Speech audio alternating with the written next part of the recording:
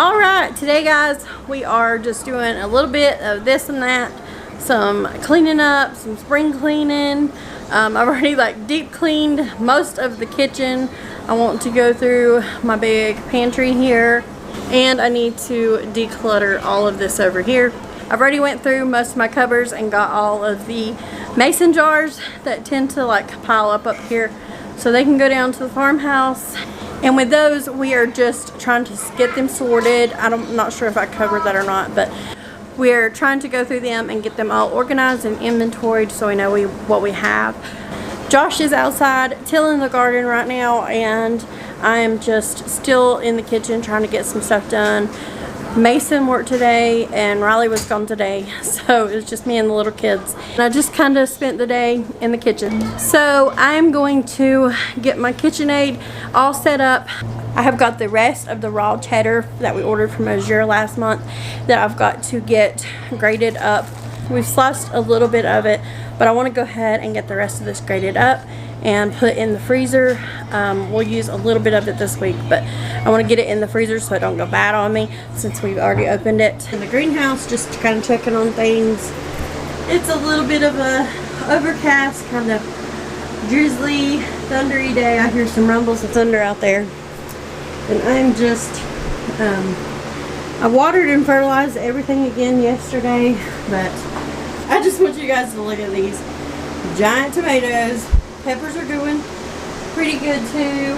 I had video, but the last video I put out, I had where these had got too hot and wilty, but just a couple hours later I had come back and filmed where they had perked up. But you know, most of the time, that's what I wanted to say is, if you have plants that get wilty, make sure you water them and then come back and check on them a few hours later. Usually they'll just pop right back up.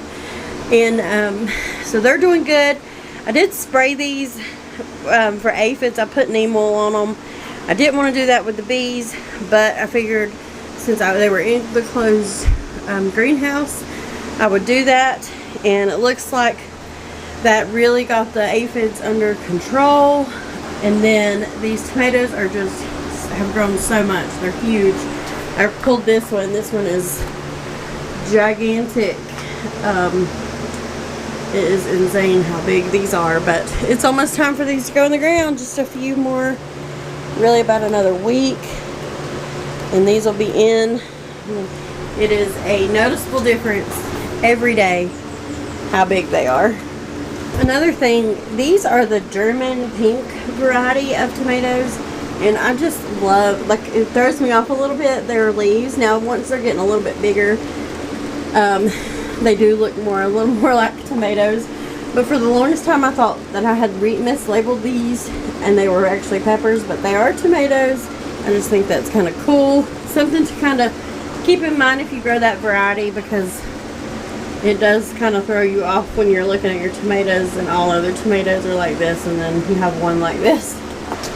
So the zinnias are coming up. Now these orange ones, I did this as a test, or they may have been yellow. It's called the Oreo.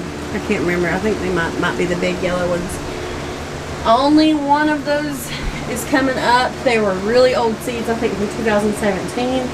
So I'm probably just going to sow some more of a different variety in there real quick. None of the straw flowers are coming up yet. It got a little dry, and then I kind of broke it up.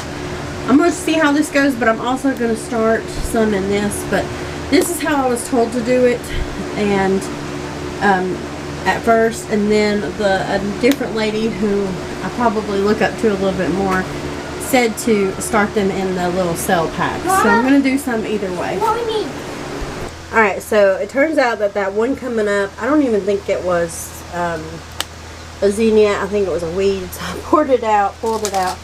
These are the ones that I'm talking about. They're really beautiful, really nice big zinnias, but it seems like I've planted these the last couple years, stuck them in the ground, and they've not come up. So that's what they were. They're going to have to go in the trash now, or I'll just let Cora play with them. She likes to kind of play and plant. So I think I'm going to do more of these because I got 2 of the Queen Lime and 2 of the Polar Bear. That's these. So since I don't have but one tray of these, I'll go ahead and do another tray of these in this and put it up there.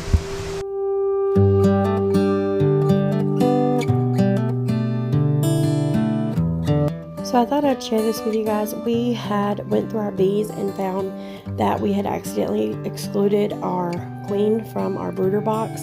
So the bees had laid several queen cells. This was one of them, but it was really neat to see. We did go ahead and put a swarm trap on there because we did leave some of those queen cells and they're likely to swarm. And we went ahead and got a hive ready.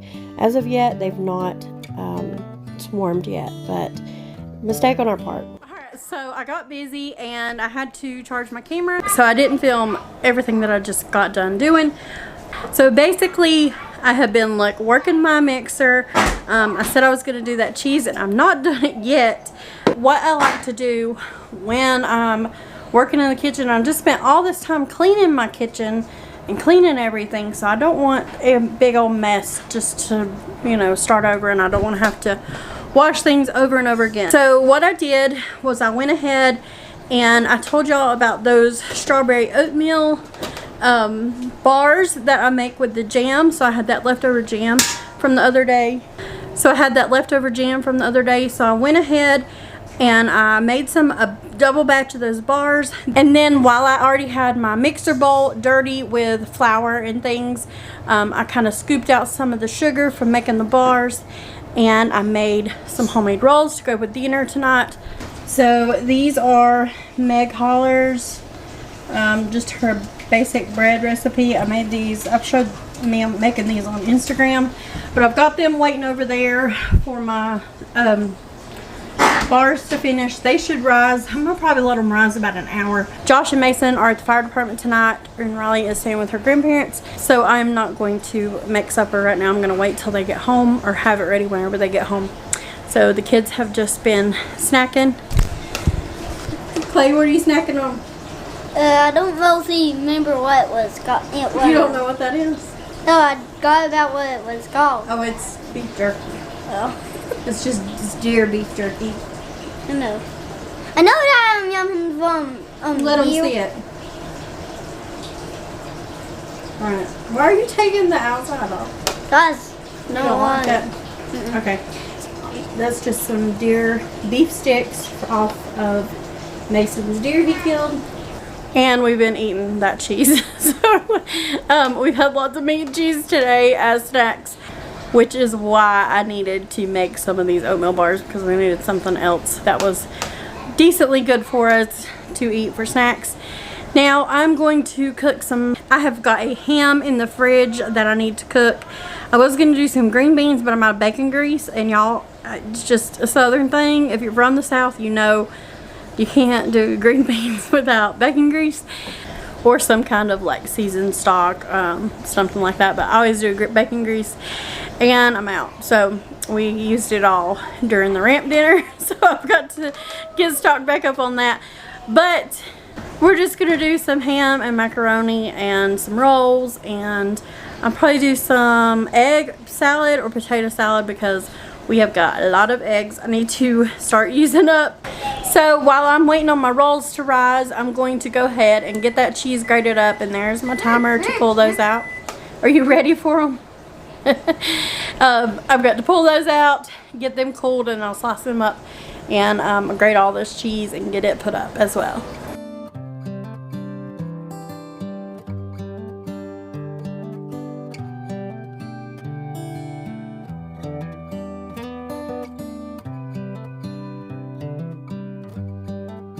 Alright, so these rolls are now doubled.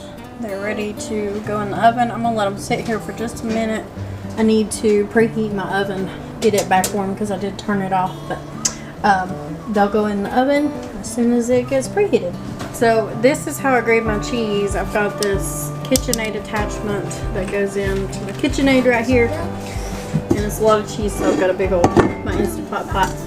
So you just feed it through here and it comes out here.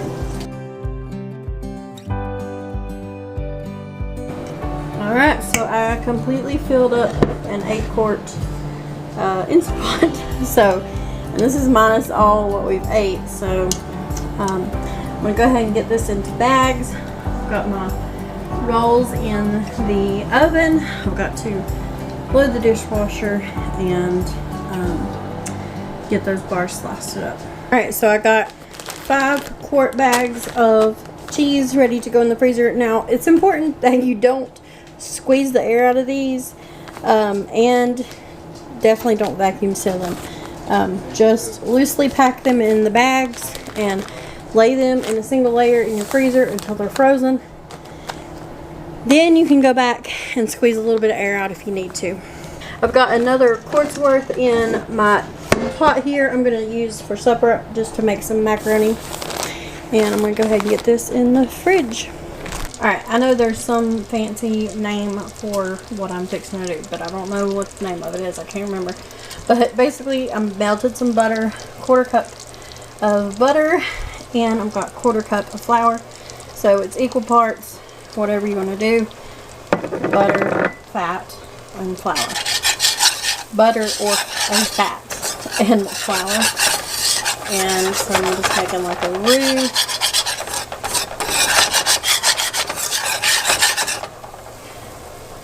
So I'm going to whisk this up and let it cook for just a minute, maybe 30 seconds to 60 seconds, something like that. Got my heat pretty low, maybe like a medium low. And I'm just going to let this kind of thicken for just a second, brown a little bit. Then I'm going to pour some milk in.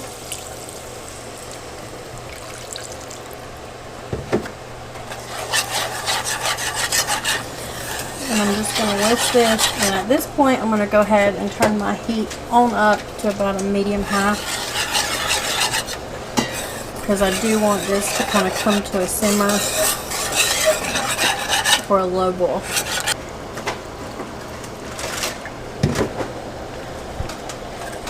So I never measure the milk. I just like let it thicken and then add more milk if it gets too thick, and just kind of watch it.